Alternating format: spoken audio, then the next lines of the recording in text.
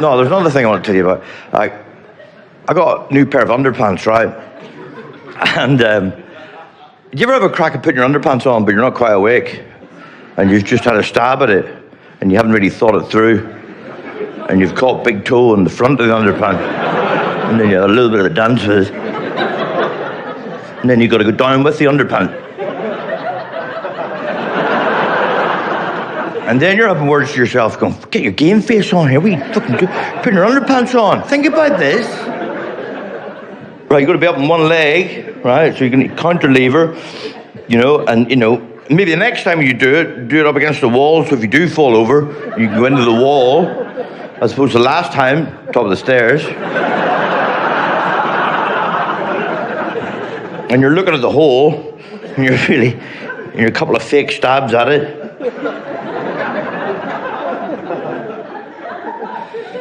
Because you don't want to catch big toe on the front of the underpants, because big toe's the enemy.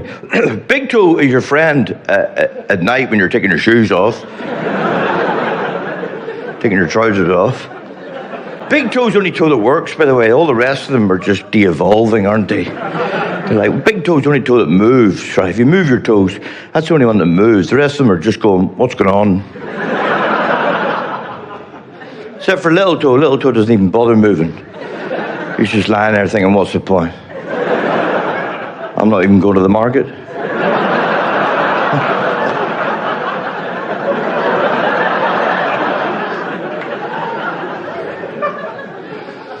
I remember seeing my father's little toe as a kid thinking, what happened to that? Oh my God, are you in pain?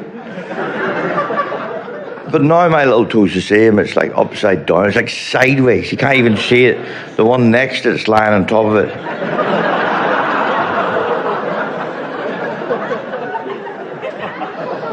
I have trouble with socks as well, but I have good socks. When you open the sock drawer and you've just done a wash and there's loads of socks and you're like, which ones will I have today? But then there's other times you open the sock drawer and there's no socks left, except for that one pair of socks that you've had all your life and you're trying not even to look at them. And then you pick them up and you go, I hate these socks. Oh my God, not these socks.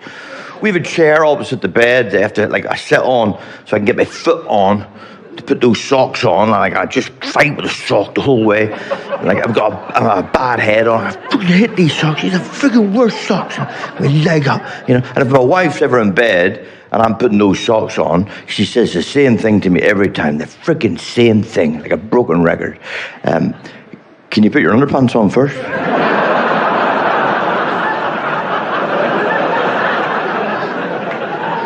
I put my socks on first and then my underpants. Not a good look, but it does take big toe out of the equation. Thank you very much. Good night. Thank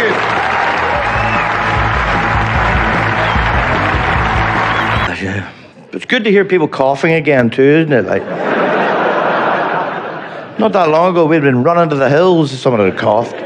Now we're back coughing and spluttering like the good old days. Do you remember when the pandemic started and you were close to people and you felt like you were going to sneeze and you'd try and catch it early or it would implode in your head?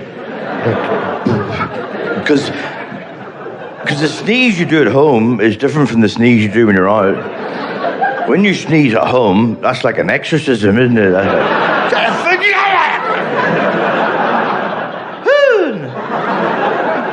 Other people in the family aren't expecting it. But when you're out, you catch it early, it implodes. It's like when you burp at home, you just go for it. But when you burp when you're out, you break the burp up into two bits. Where you catch a bad air in the back of your throat, and then the second bit you blow it out, you go, and then you go.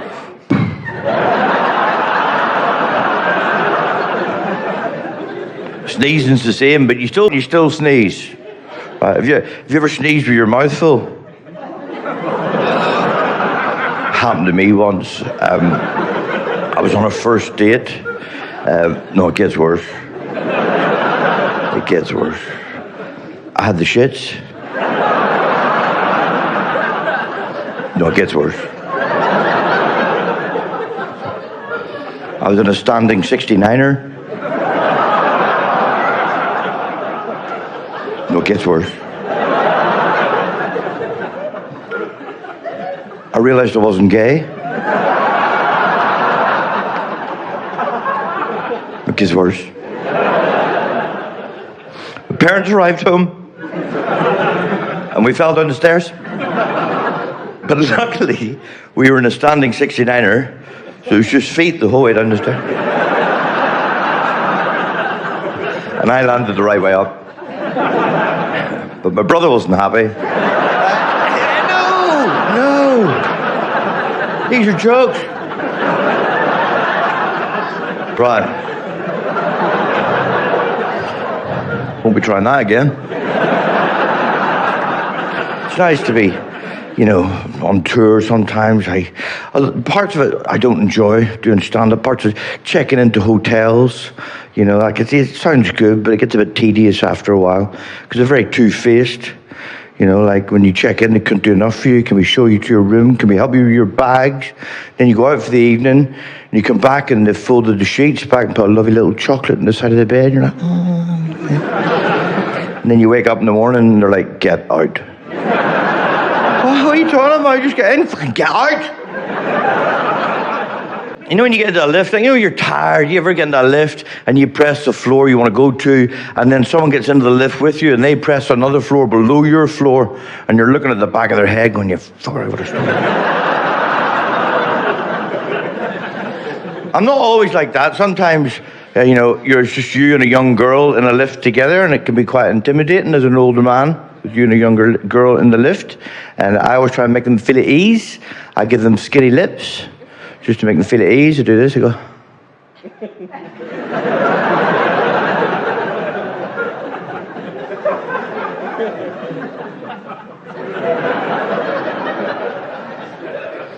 You don't want to be doing big lips in the lift,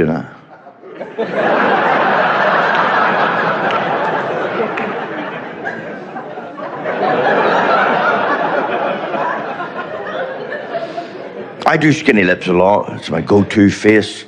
Passing someone in the corridor, it's kind of skinny. Give them skinny lips. Sometimes I go to the reception at a hotel, and there's no one at reception. There's a little bell. I ring the bell, like bing, but I feel bad for summoning somebody. So I ring the bell, and then I turn around and do skinny lips to anyone in the lobby. Bing.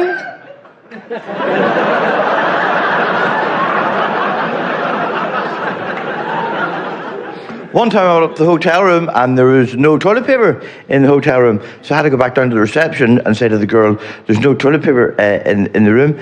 And the girl at reception reached under the counter, grabbed a roll of toilet paper, handed it to me, and we both did skinny lips together.